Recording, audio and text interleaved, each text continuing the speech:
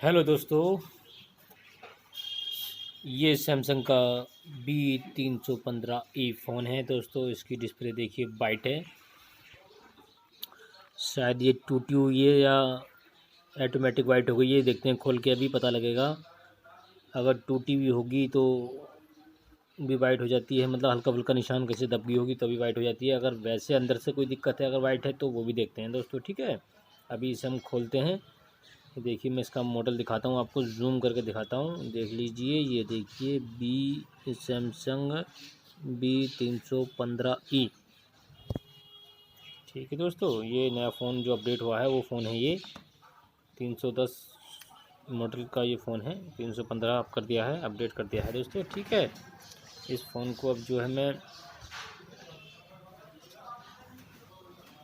खोलता हूँ। खोलने के बाद बताऊँगा कहाँ दिक्कत है, ठीक है दोस्तों। इससे इसके सारे पेज खोल लेते हैं पहले।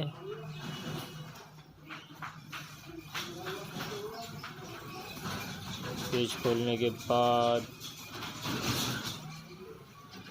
टाइट हो रहा है पेज थोड़ा, कोई बात नहीं, खुल जाएगा।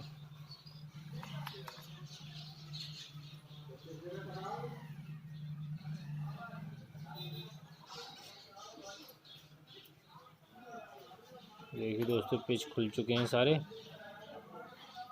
इसके बाद अब हम इसे खोलेंगे, आसानी से खुल जाएगा। देखिए, देखो ये।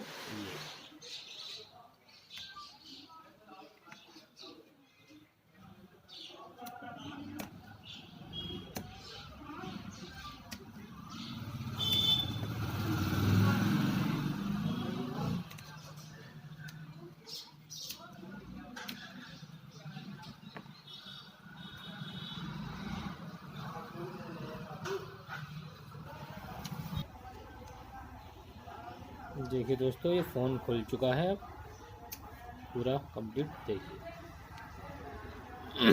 खोल दिया हमने फ़ोन, ठीक है दोस्तों। ये देखिए, इसे हमने बाहर कर लिया। डिस्प्ले को पीछे से हल्के से धक्का दे के निकाल देते हैं बाहर। देखिए डिस्प्ले बाहर आ गई। अब सबसे पहले हम इसे वॉश करेंगे, मतलब से सफाई करेंगे इसकी, है ना। इसे ढक्कन को उतार लेते हैं पहले इसका।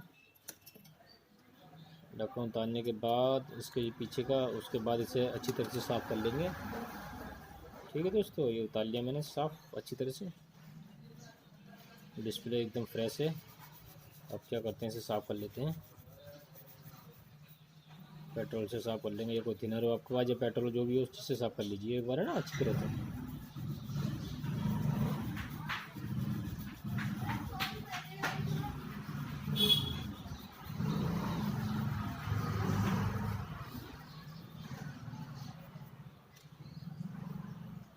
ठीक है दोस्तों, अच्छी तरह से साफ़ करना बहुत ज़रूरी रहता है इसका। साफ़ होने के बाद अच्छा, देखिए डिस्प्ले है, इस पर मैं पेस्ट लगाता हूँ। पहले डिस्प्ले चेंज करेंगे। सबसे पहले जो स्टेप है हमारा डिस्प्ले चेंज करने का है दोस्तों, पहले हम करेंगे डिस्प्ले चेंज। अगर डिस्प्ले चेंज करके ये ठीक हो गया तो ओके, वरना उसके बाद आगे की स्टेप बताएंगे कि वाइट डिस्प्ले कैसे सही होती है ना। पहले हम पेस्ट लगा लेते हैं इस पर अच्छी तरह से, सोल्डिंग करके इसे, मतलब डिस्प्ले को आसानी से उतार लेंगे। डिस्प्ले उतारते वक्त ये ध्यान रखना दोस्तों कि अपना आयरन गर्म रखना पूरा। हल्के गर्म आयरन से उतारोगे तो दोस्तों प्रिंट उखड़ने का खतरा रहता है। देखिए मैं पीछे, ये पहली बार डिस्प्ले ओरिजिनल डिस्प्ले है तो हल्के से इसके पीछे ये चिपकी हुई होती है, तो मैंने हल्के हल्के से हाथों से हटाया। हटाने के बाद ये आसानी से निकल जाएगी ना। पीछे से हटाना बहुत ज़रूरी रहता है दोस्तों ना। अगर नहीं हटाते तो ये हम कितनी भी सोल्डिंग करते रहेंगे तो साला ये छूटता नहीं है, पेच होते हैं ना इस पर। कोई बात नहीं दोस्तों, अब मैं इस पर सोल्डिंग कर लेता हूँ। अब आसानी से देखो निकल जाएगी बाहर डिस्प्ले ना। ये देखिए आसानी से, आराम से देखिए निकल के आ रही है। देखो आसानी से निकल गई। पीछे की जो हमने ग्लू से चिपकी हुई थी वो ग्लू से हमने पहले हटा ली थी। अब इसके बाद आराम से सोल्डिंग हमने इसे करके निकाल लिया। तो ये नई डिस्प्ले है दोस्तों। पहले इस नई डिस्प्ले को लगा के चेक करेंगे, हो सकता है इसी से आपकी ये समस्या क्लियर हो जाए ना। अच्छी तरह से पेस्ट इस पर भी लगा लेते हैं थोड़ा सा। ठीक है, अब उसके प्रिंट आसानी से लग जाएंगे डिस्प्ले लगा के। ये देखिए ये डिस्प्ले, ये देखिए लग चुकी है।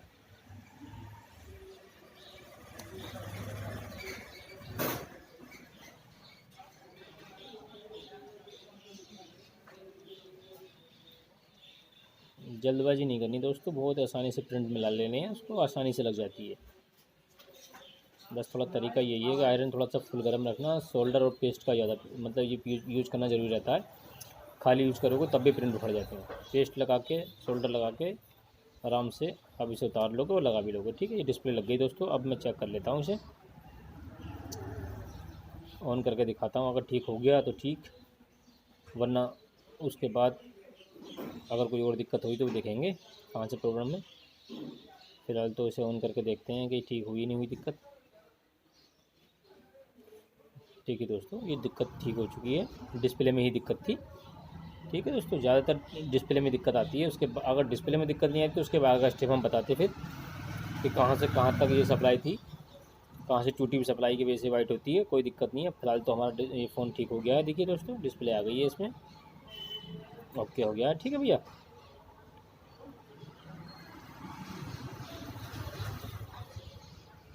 ओके हो गया ना।